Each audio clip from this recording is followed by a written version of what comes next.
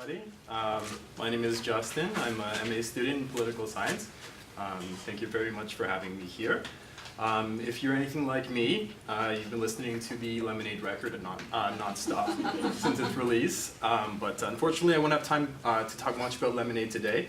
But I will touch upon many of the important issues that Beyonce foregrounds in her visual album. Central among them is blackness. So let us begin with the question of blackness, most famously posed by Stuart Hall within the context of black popular culture. We know, of course, that the constitution of blackness is far more than skin deep, but beyond that, developing a theoretical understanding has proven elusive. Of blackness, Hall asserts a complexity that cannot be understood in terms of the binary oppositions that explanations of popular culture tend to be situated within. For example, high and low cultures, resistance versus incorporation, opposition versus homogenization. Moreover, Hall views the black in black popular culture as a contradictory space, and crucially, a site of strategic contestation. These contradictions are typical of black cultural forms, which, as we shall see, often necessarily carry contradictory messages, both of resistance and collusion, in order to navigate the structural apparatus constituted by white supremacy. Generally, this process is simplified into another binary, black or white, in which the narrow explanation of blackness prevails, which erodes a more nuanced understanding. It is the strategic contestation that I wish to emphasize in Hall's description, a concept that I will attempt to show Beyonce has come to embody perhaps more visibly and certainly more dynamically than any other. Within our system of entrenched white supremacy, then, we might say, with good reason, that Beyonce has transcended the space of popular culture traditionally reserved for what is commonly referred to as black cultural production.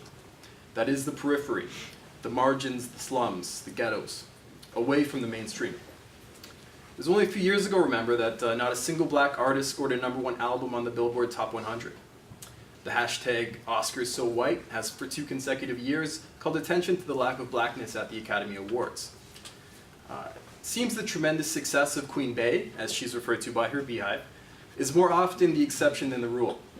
This fact notwithstanding, Beyonce has managed to amass an astounding 20 Grammy Awards and is celebrated by a fan base that cuts across barriers of race and gender while remaining largely disconnected from political discourse in America, aside from declaring herself a feminist in 2013. This, of course, all changed when Formation and its accompanying video dropped, which to many represented Beyonce's avowed declaration of blackness.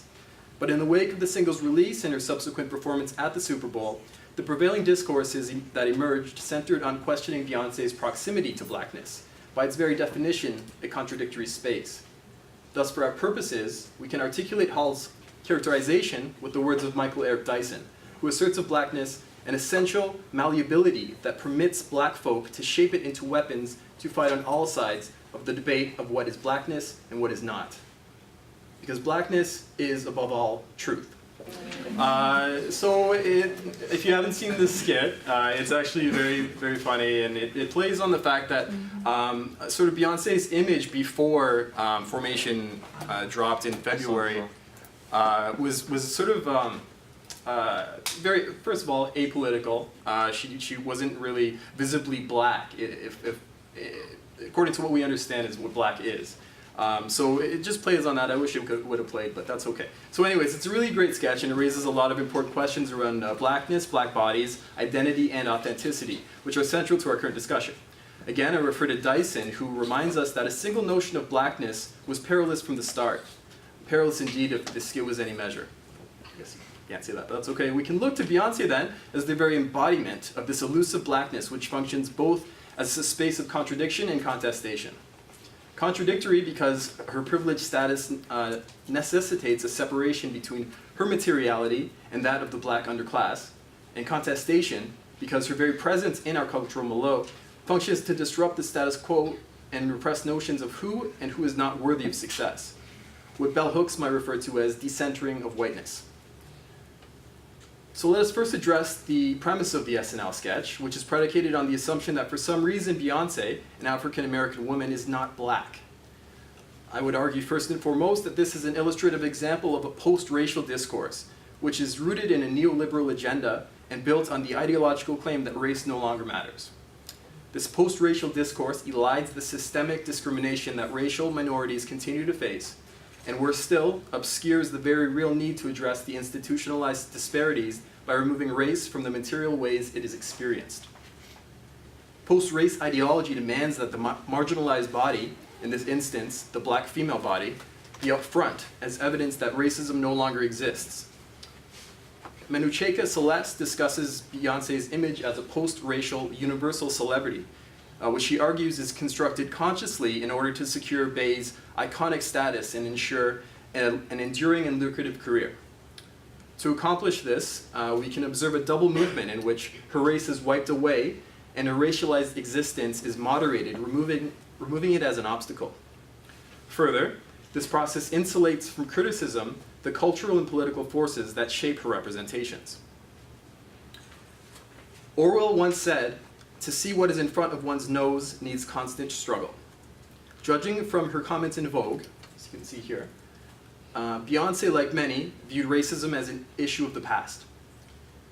Moreover, whatever remnant of racism still present can be overcome by simply becoming large enough to get past it, which highlights individual attainment and achievement. Apparently, the means to attain racial equality is through accumulation of capital. Who knew? Thus, as the SNL skit conveys quite convincingly, Beyoncé has attained the status of universal subject, that is, one vacated of racial or gender politics, and furthermore, rewarded for her adherence to this ideology with legitimacy via commercial acceptance. In this regard, the celebrity image of Beyoncé can be read within Herman Grade's paradigm of exceptional blackness, in which she has been positioned as an exceptional example of a black woman in order to repress and render covert the very political struggles against the inequality and marginalization that produced it in the first place. Gray also connects this phenomena to neoliberal mythologies of a colorblind America, in which society is no longer limited by institutional inequalities or individual prejudices. The most obvious example, besides Beyoncé of course, would be President Obama, whose ascendancy many have viewed as evidence that America has overcome its history of racial antagonism, despite the depressing statistics which tell a very different story about what it means to be a minority in America. For example, despite making up only 2% of the US population, African American males between the age of 15 and 34 comprise more than 15% of all deaths committed by police in 2015. Moreover, their rate of police-involved deaths was 5 times higher than for white men of the same age. According to a recent Guardian article, in total, young black men were 9 times more likely than other Americans to be killed by police officers in 2015.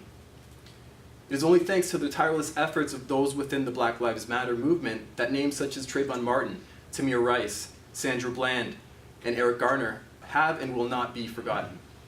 What a time to be black. So assume we've all by now seen the Formation video. But in off chance you've not, I'll provide a brief summation.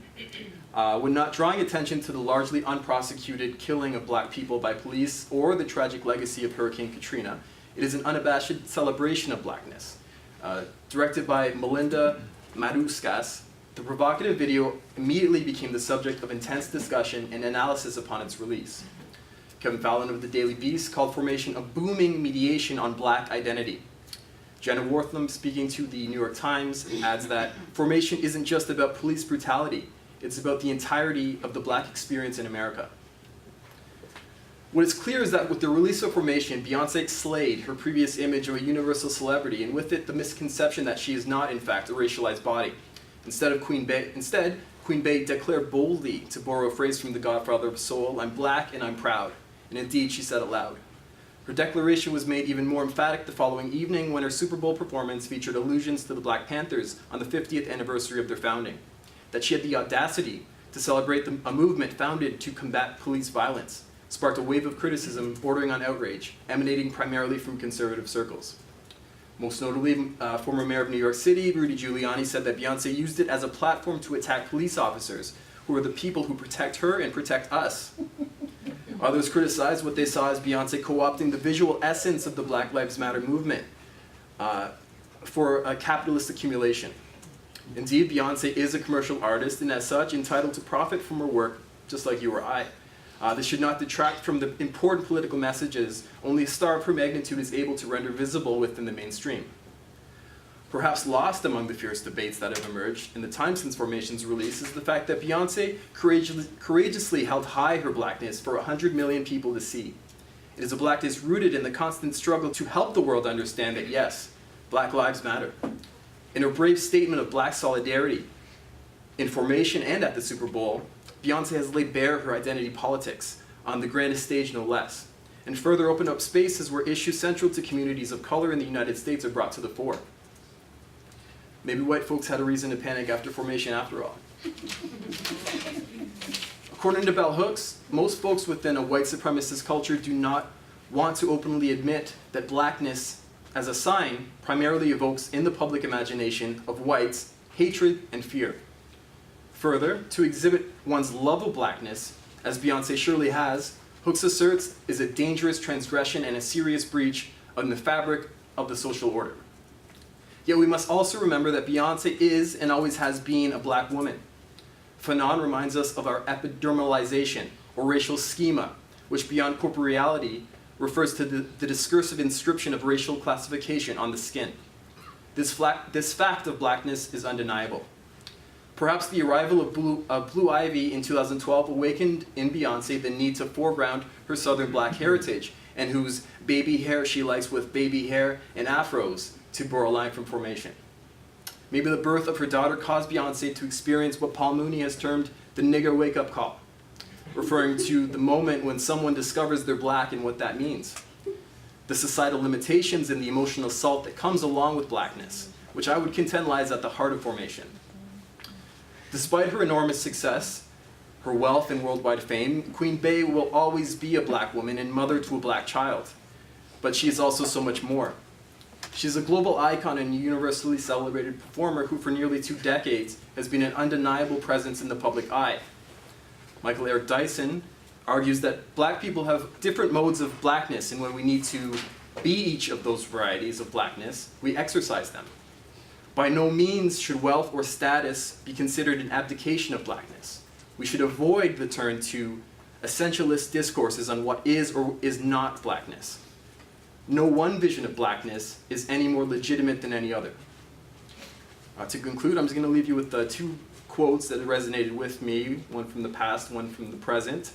It was Henry Louis Gates who said, "If there are 40 million Black people in America, then there are 40 million ways to be Black." And our comrade to the south, Mr. D. Ray McKesson, says, "I love my blackness and yours." Thank you.